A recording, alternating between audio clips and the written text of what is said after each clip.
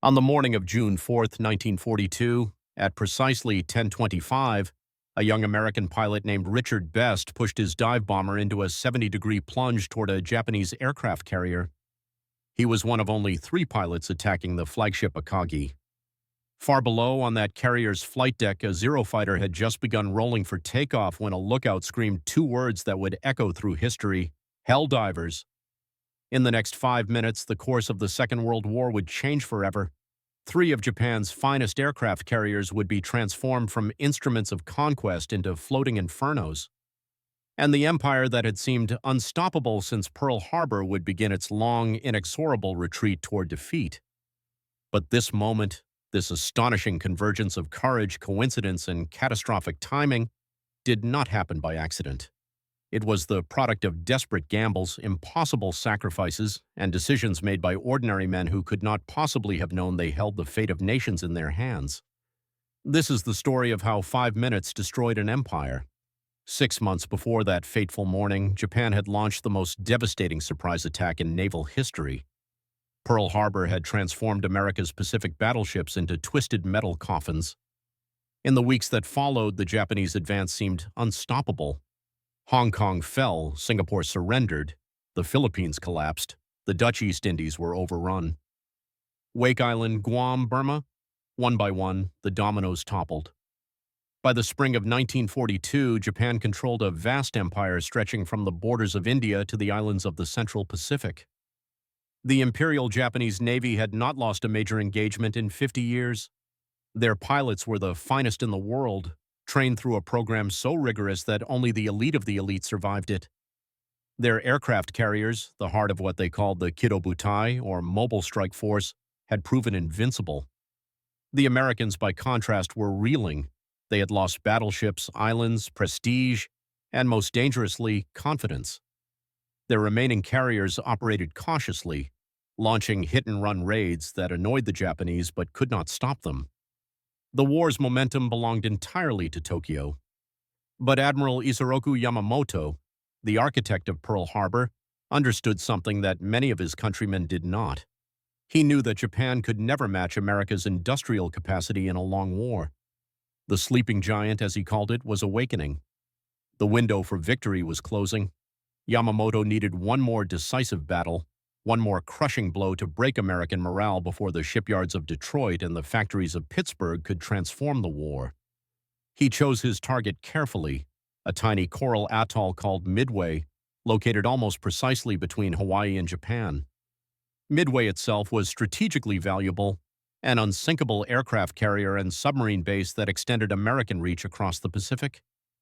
But Yamamoto's real objective was not the island, it was bait. He believed that by threatening Midway, he could lure America's remaining aircraft carriers into a trap. His plan called for the greatest naval armada Japan had ever assembled: 4 fleet carriers, 7 battleships, and over 200 supporting vessels. There was only one flaw in Yamamoto's brilliant plan. The Americans knew he was coming. In a windowless basement beneath the naval headquarters at Pearl Harbor, a disheveled officer named Joseph Rochefort had been working around the clock for months. Rochefort commanded Station HYPO, America's cryptanalysis unit in the Pacific, and his team had achieved something remarkable. They had partially broken the Japanese Navy's main operational code, designated JN-25B. By late May, Rochefort's analysts were intercepting fragments of messages about a massive operation targeting a location the Japanese called AF.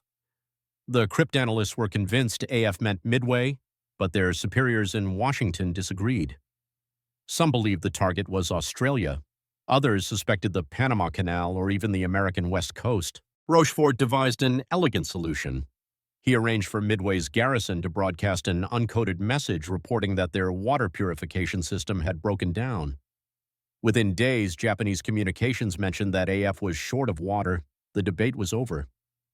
Armed with this intelligence, Admiral Chester Nimitz made the most important decision of his career. He would send every available carrier to ambush the Japanese north of Midway. It was an enormous gamble. America had only 3 carriers in the Pacific. If they were lost, Hawaii itself would be vulnerable. One of those carriers, the Yorktown, had been badly damaged at the Battle of Coral Sea just a month earlier. Initial estimates suggested she needed 90 days of repairs. Nimitz ordered Pearl Harbor's shipyard to make her seaworthy in 3. 1,400 workers labored around the clock, and in just 48 hours, Yorktown was patched well enough to sail into battle. It was a miracle of determination, and it would prove decisive. On the morning of June 4th, 3 American carriers waited in ambush northeast of Midway. The Japanese had no idea they were there. Vice Admiral Chuichi Nagumo commanded the 4 carriers of the Kido Butai that morning. He was a torpedo specialist, not an aviator, a man who had risen through seniority rather than expertise in carrier warfare. His 2 best advisors, Commander Minoru Genda and Commander Mitsuo Fuchida, were both incapacitated. Genda was bedridden with pneumonia. Fuchida, the legendary pilot who had led the attack on Pearl Harbor, had just undergone an emergency appendectomy and could only watch from Akagi's bridge as events unfolded. At 4:30 in the morning, Nagumo launched his first strike against Midway Island itself, 108 aircraft that would bomb the American installations into rubble. But this attack created a dilemma that would prove fatal. Admiral Yamamoto had explicitly ordered Nagumo to keep half his aircraft armed with torpedoes and armor-piercing bombs, ready to strike any American ships that appeared. But as the morning progressed, problems multiplied.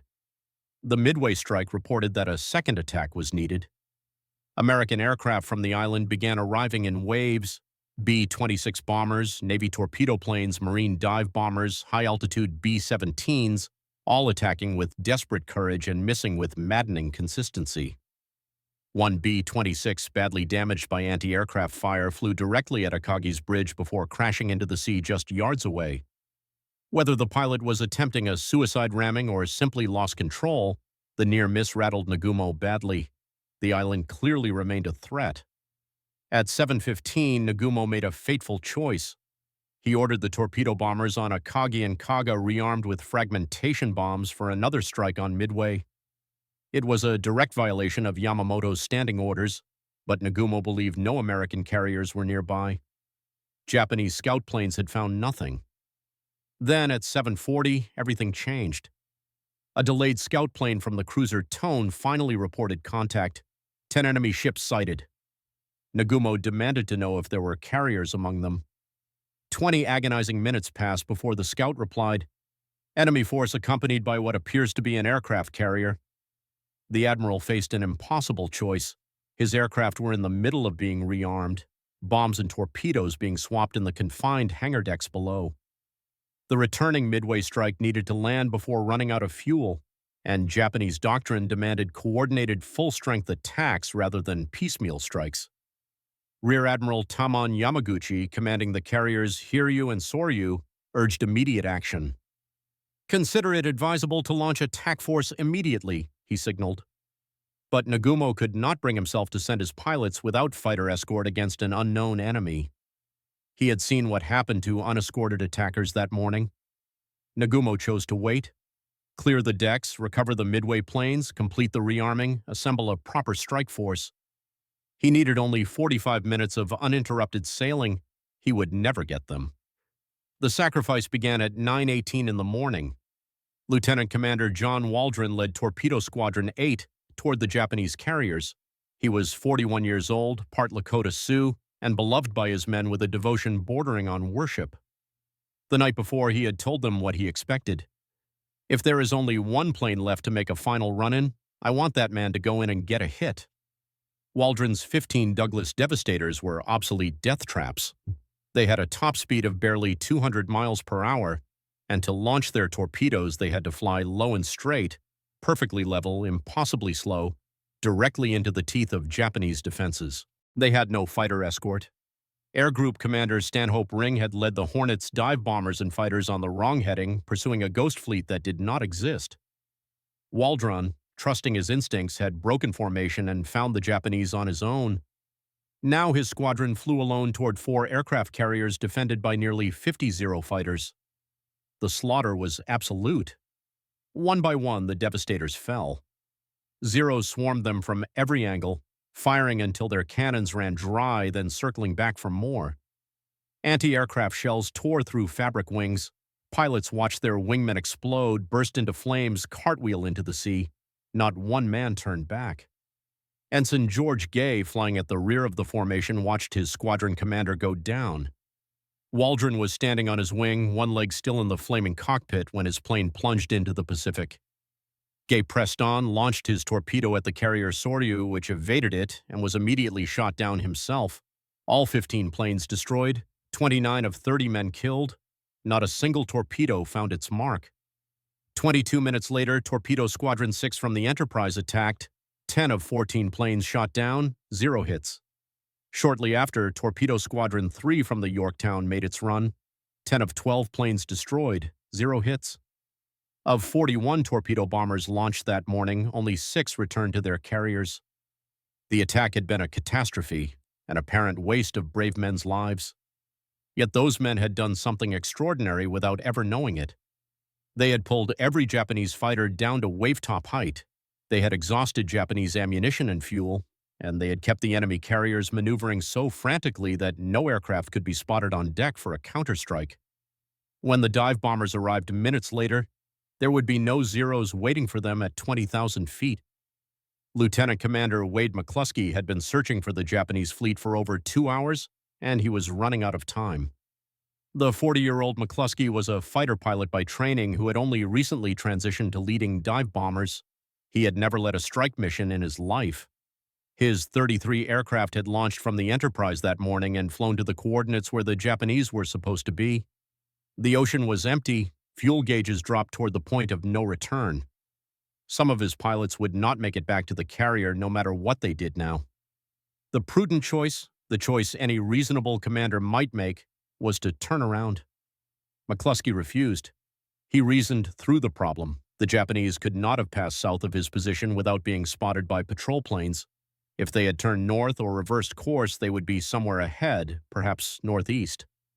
At 9:55, nearly out of options, McClusky spotted something below. A single Japanese destroyer racing northeast at full speed, leaving a white wake that cut across the blue Pacific like an arrow.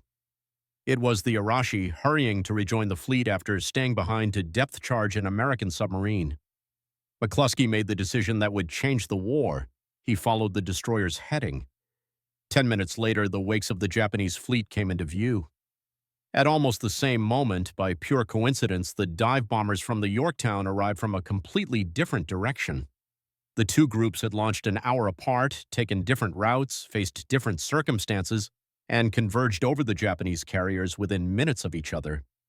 It was, as historians would later call it, a total fluke. And it was about to become the most devastating 5 minutes in naval history. At 10:20, Lieutenant Commander McClusky pushed over into his dive. Below him, the Japanese carriers were in chaos. Their flight decks were crowded with aircraft being fueled and armed. Fuel hoses snaked across the hangars. Bombs and torpedoes that had been hastily removed during the morning's rearming lay stacked wherever there was room. The enclosed hangar decks, a Japanese design choice that differed from open American hangars, would trap any fires, fumes, or explosions. The first Zero of the Japanese counterstrike had just begun rolling down Akagi's flight deck when a lookout screamed, "Hell divers!" Sailors looked up to see black shapes plummeting from the sky. McClusky's dive bombers, 25 aircraft from Scouting 6 and Bombing 6, descended on the carrier Kaga. Lieutenant Earl Gallagher, who had witnessed the destruction at Pearl Harbor, pushed over with a single thought burning in his mind. "Arizona, I remember you." His 500-pound bomb was the first to hit. It struck near the bridge, killing Captain Jisaku Okada and his entire staff instantly. More bombs followed in rapid succession. A fuel truck on the flight deck exploded, spraying burning gasoline across the superstructure. Bombs penetrated to the hangar deck and detonated among fully armed aircraft. Kaga became a torch. But in the confusion of the attack, something had gone wrong. McClusky, unfamiliar with dive bombing doctrine, had led both his squadrons against the same target. Standard tactics called for splitting the attack between two carriers. Lieutenant Richard Best, leading Bombing 6, realized the error in mid-dive. He desperately wagged his wings, trying to signal his pilots to follow him to the second carrier. Only 2 men saw him: Lieutenant Edwin Kroger and Ensign Frederick Weber. With just 3 aircraft, Best peeled away and dove on the flagship Akagi. Kruger's bomb, missed. Weber's bomb struck near the stern, jamming the rudder. But Best, the pilot who never flinched, who held his dive longer than anyone, released his 1,000-pound bomb at precisely the right moment. It struck the flight deck amidships, penetrated to the hangar, and exploded among 18 fully armed and fueled torpedo bombers. One bomb, that was all it took. The secondary explosions began almost immediately. Fuel lines ruptured, ammunition cooked off. Fire swept through the enclosed hangar deck with nothing to stop it. Within minutes, Akagi was dying. Meanwhile, the Yorktown's bombing three had found the carrier Soryu. Lieutenant Commander Max Leslie led the attack despite having accidentally released his own bomb earlier. He dove on the carrier, strafing with his machine guns while his pilots did the killing. 3 bombs hit Soryu in perfect succession, walking down the flight deck from bow to stern. The first struck directly on the rising sun emblem painted on the forward deck.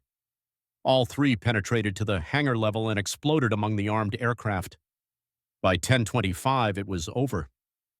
3 Japanese carriers, Akagi, Kaga, and Soryu, were burning wrecks. On their hangar decks, the trapped fires fed on aviation fuel, armed bombs, and torpedo warheads, creating chain reactions that no damage control could stop. 5 minutes, the most stunning blow in the history of naval warfare. Ensign George Gay floated alone in the Pacific, hiding beneath a black seat cushion to avoid detection by Japanese ships.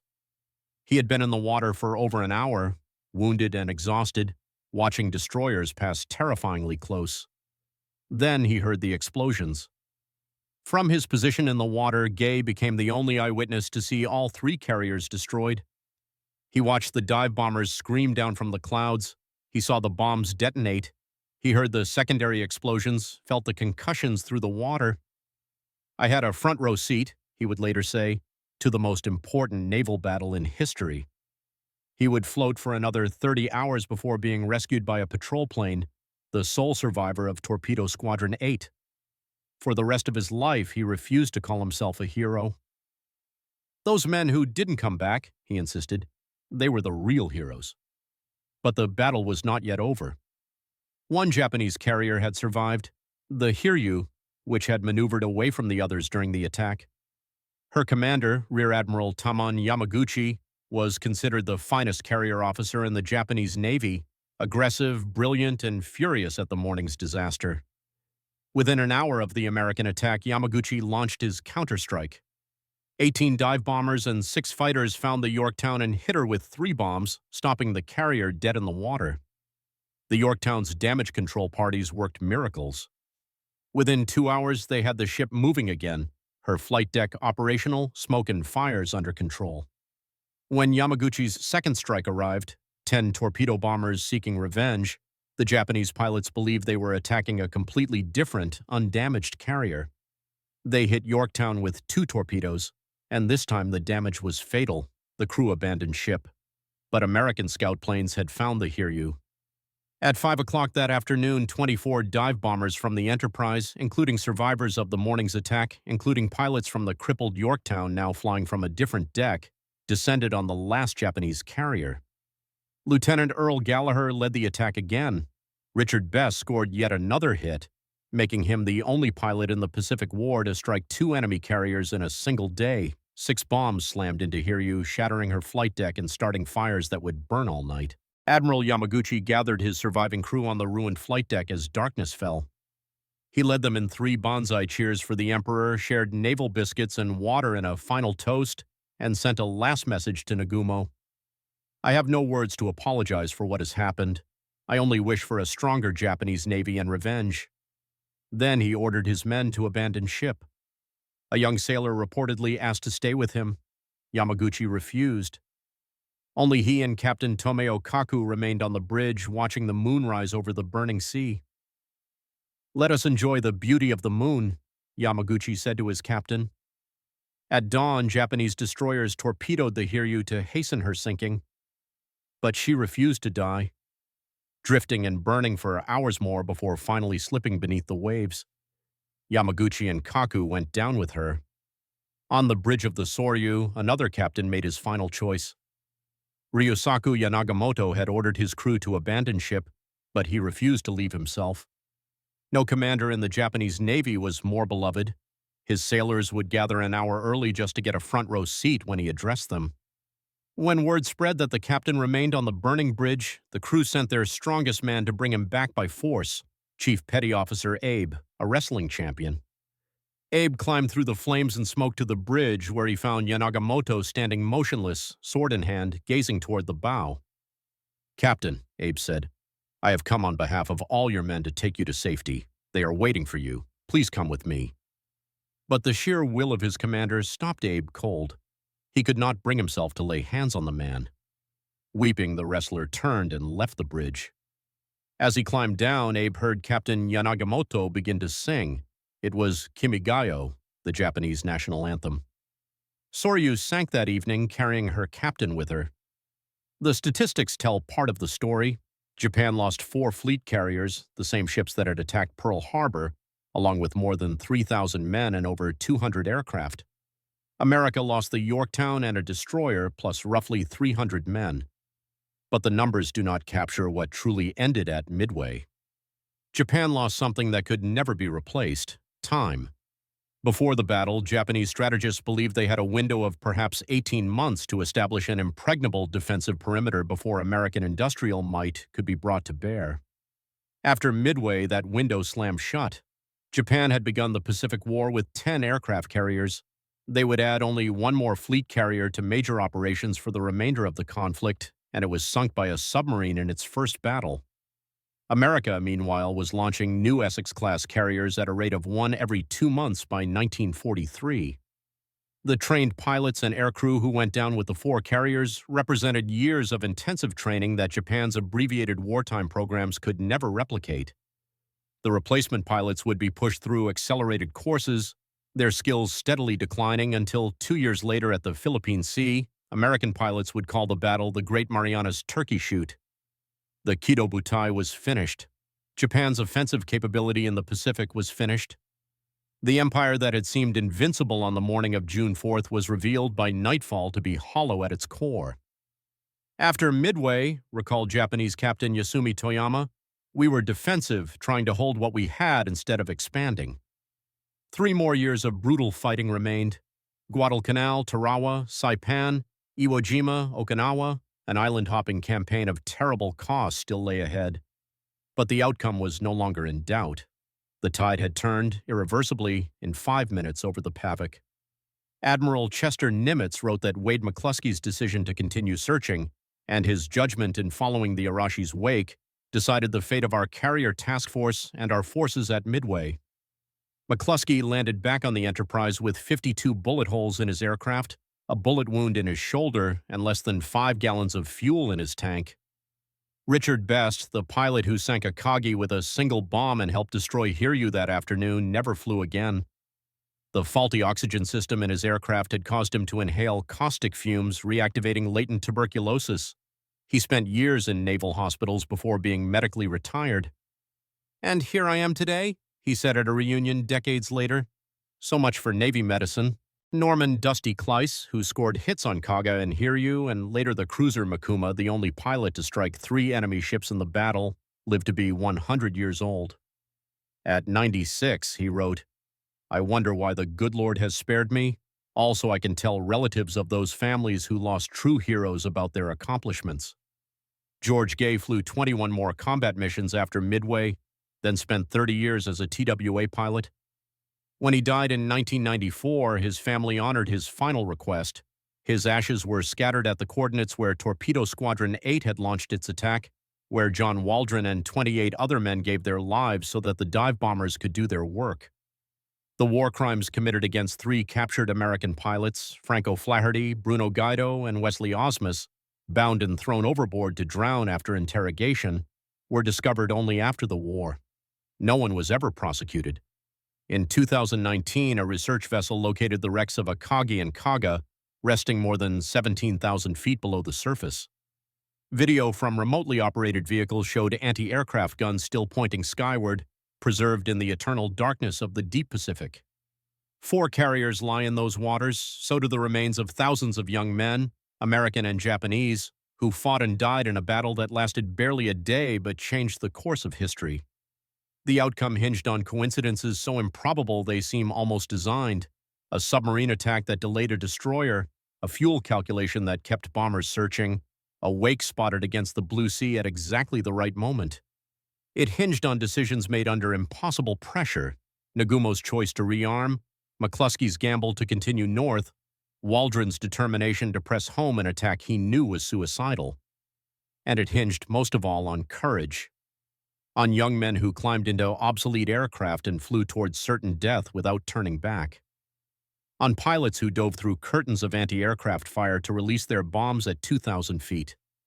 On crews who fought flames and explosions until their ships sank beneath them. John Waldron told his men the night before, "If there is only one plane left to make a final run-in, I want that man to go in and get a hit."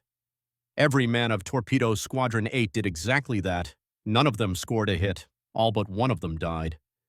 And their sacrifice, drawing the enemy fighters down, keeping the carriers turning, buying precious minutes, made victory possible.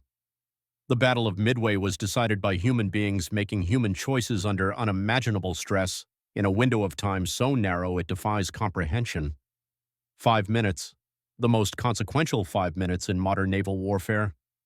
In those 5 minutes, empires fell, the course of history changed, and ordinary men became immortal.